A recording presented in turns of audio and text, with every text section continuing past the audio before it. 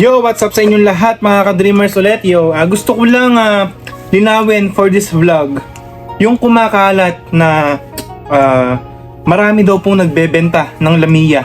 Okay? So, actually nag-search ako sa TikTok. Ayan, nag-search din ako sa Facebook. Ayan, sa mga nandito. Gusto ko lang linawin yung ganyang side mga ka-dreamers. Okay? Hindi ako against sa ginagawa ng mga iba nating mga kababayan or something.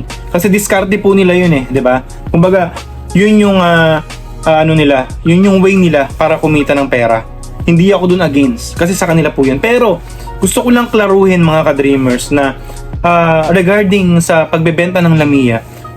Kung kayo yung nasa sitwasyon, alam ko maraming gustong pumunta dito sa Canada. Alam ko maraming gustong sumubok dito o sumugal dito. Pero mga ka-dreamers, sa mga napanood ko po kasi na nagbebenta ng ganyan, umaabot ng 10,000 CAD yung bentahan ng Lamiya, di ba? So sa mga hindi nakakaalam, ang Lamiya po kasi isa po yan sa pwedeng maging way na kailangan mo para makapunta ka dito sa Canada. Okay?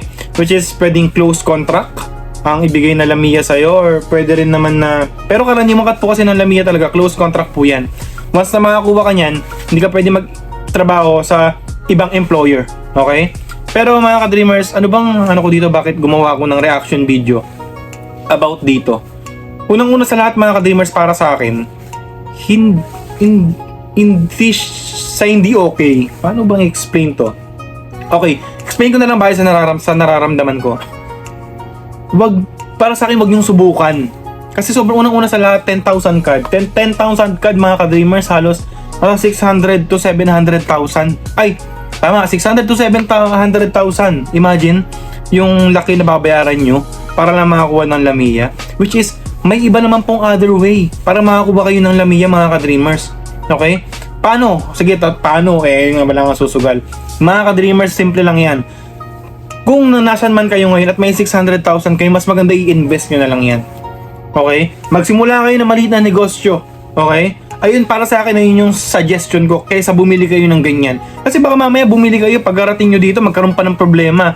Mawala pa yun, di ba? Hindi naman sana, pero possible kasi na mangyari yun.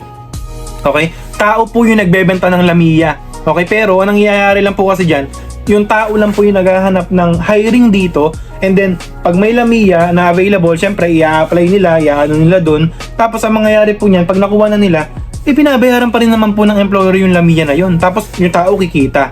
Okay? Nakuha niyo yung point ko? So, hindi lang po yun yung paraan. So, kung meron kayong 10,000 Canadian dollars na ipon sa sarili nyo, i-invest nyo na lang po yan, mas maganda pa. And then, tsaka kayo mag-apply. Kung maganda yung experience nyo, kung maganda yung sa resume nyo, makakakuha po kayo, imposibleng hindi. Basta tsagain nyo lang mag-apply online. Paano? Unang-una, pwede kayong dumirekta sa agency like Mercan. Pwede kayong pumunta ng IPAMS, or pwede yung mga nagsusulputan na ibang legit na mga agency. Subukan nyo po dun. Wala po mawawala sa inyo mga ka-dreamers. Subukan nyo dun. Wala kayong gagastusin dahil may POEA po sa Pinas, bawal po ang lagay.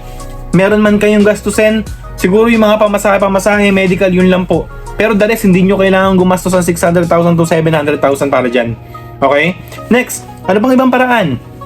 Bukod sa agency, mag-apply kayo through Job Bank mga ka-dreamers. Hanggang ngayon, ang Job Bank po ay open. Okay? Open po yan hanggang ngayon. Oo, naniniwala ako, the competition is very, mahigpit. And higit sa lahat, the competition is very hard dahil napakarami may mga edge na mga employees or applicants. Pero mga ka-dreamers, kung tiwala ka sa sarili mo, kakayanin mo yan. Okay, huwag ka lang susuko hanggang sa mapansin yung resume mo. And then, that's it. Once you are doing the business or nagnenegosyo ka sa sarili mong pera ng 700,000, and then, at least naghihintay ka sa application mo. Hindi ka pa gumastos, di ba? Mindset po yan mga ka-dreamers. Ako, sinasabihan ko lang lahat, pinangungunahan ko na yung iba na huwag tangkiligan yan. Kasi, medyo delikado. Okay, medyo delikadong pathway.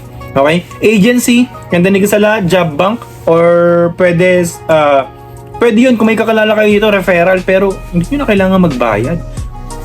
Ako mismo, kung may makita akong hiring dito, ba't hindi ko sasabihin sa inyo, di ba? Na ito yung pasahan nyo, ba't kailangan ko pang umano? Pero, tulad ng sinabi ko, diskarte nila yan, buhay nila yan, pero una kayo mga ka-dreamers, hindi yan maganda. At higit sa lahat, pag-isipan nyo mabuti bago kayo sumugal. Okay, pag-isipan nyo mabuti bago kayo pumunta dito. Kasi baka mamaya biglang sumugal kayo tapos biglang nagkaroon ng problema. Mas lalo pa kayo nagka-problema. Isipin nyo yun lagi mga ka-dreamers, okay? Ginawa ko tong reaction video na to hindi para manira ng iba or sa something disclaimer. Ginawa ko to para maging aware kayo. And pag-isipan nyo mabuti lahat ang magiging desisyon nyo sa buhay, okay? So mga ka-dreamers, maraming salamat sa inyong lahat. Always stay positive. At higit sa lahat, maging mapagbigay tayo. At higit sa lahat, huwag tayong susuko at magtiwala lang lagi tayo kay Lord. Okay? Dahil walang imposible pagdating sa Kanya. And mga ka-dreamers, pinang-suporta na lang din sa akin. Please do follow my YouTube account, Emmanuel Ibido. Sa lahat ng mga gusto pang malaman kung paano mag-apply dito or kung paano, anong agency legit or sa mga may spousal na gusto nilang kunin na nasa Pinas or nasa ibang bansa pero nandito ning asawa, may video po ako dyan. And yun mga ka-dreamers, share nyo lang and then follow.